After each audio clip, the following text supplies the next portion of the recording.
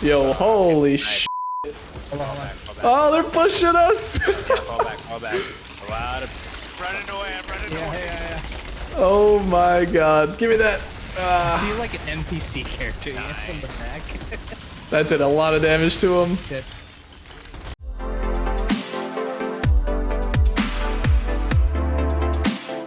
Hey everyone, Small Couch here with my first new video in a long time. Now, like most of you, I picked up Outriders recently and I've been having a blast. I'm not typically one to enjoy loot and shoot games, but the gameplay in Outriders has me hooked and I certainly expect to be playing it for a while. Looking past the bugs and crashes, the game really is something special and I recommend it to anybody looking for a fun, laid-back PvE experience. In today's video, we'll be talking about playing through the early game as the Pyromancer class.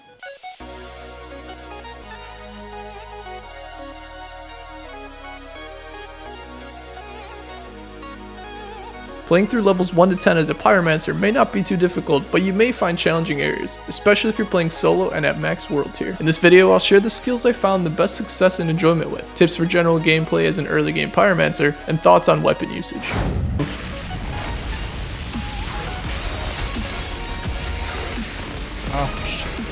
I felt the Pyromancer's early game skills were great for taking out both mobs and bosses. Typically, the three skills I used early on were Heat Wave, Feed the Flames, and Thermal Bomb. Heat Wave allows you to hit large mobs for a lot of damage, inflicting burn, and it's helpful for weaker enemies you want to take out quick.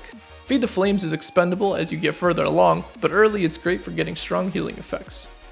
Thermal Bomb is the Pyro's best early game damage dealer. Not only does it interrupt, which is key for captains and elites who channel abilities, the damage output from killing an enemy after hitting them with a Thermal Bomb is huge and hits mobs hard. If you're playing with a group, use Feed the Flames and Thermal Bomb in combination on a target you can all focus for quick and effective damage. Once you hit level 9, you unlock Volcanic Rounds, one of the best skills for the Pyro.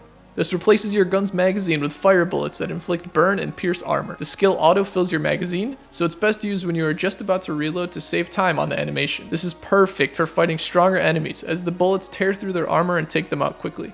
Consider swapping this into your build for those tough boss fights. You won't have too many points to put into the skill tree this early, but in my build, I built towards Ashbreaker, focusing on weapon damage. Feel free to try any builds here, given you can reset your skill tree at any time. Ow. I'm bringing out the sniper. The Pyromancer really is the ideal class for mid-range engagements. The skills have great range, so make sure to take advantage of this to fight your enemies from a distance. When you find yourself in big fights, use your AoE skills to take out mobs quickly and save your volcanic rounds for the stronger enemies. It's important to remember that your abilities can break the wooden cover that enemies use, great for exposing them for you and your teammates. The Pyro's main source of healing is from killing enemies that are marked from your skills, so be sure to use these as often as you can for maximum healing. Just remember, when you use your skills from behind cover, your character exposes himself, making you an easy target for the strong enemy marksman on the back lines.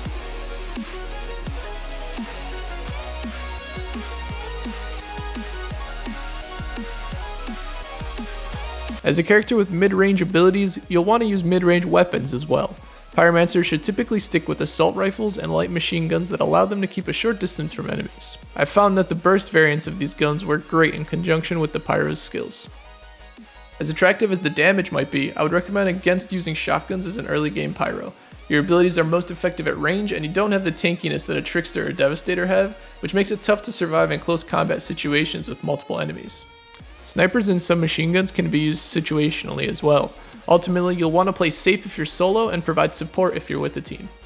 You unlock weapon and armor modding pretty early on, but I would advise against spending resources to tweak your weapons this early. In the early game, you should pretty much always be using the gun you have the most firepower with. You'll loot new, stronger weapons very often, so don't invest too much in your gear in these early levels. The Pyromancer class is fun. The skills are very satisfying when used correctly, and they can shred through the biggest mobs and strongest enemies. There's definitely a learning curve to mastering the Pyromancer, but once you get the hang of it, you'll be lighting the world aflame. Thanks for watching. Please like the video if you enjoyed and subscribe to catch the next video where I'll discuss playing through the mid game as a Pyromancer.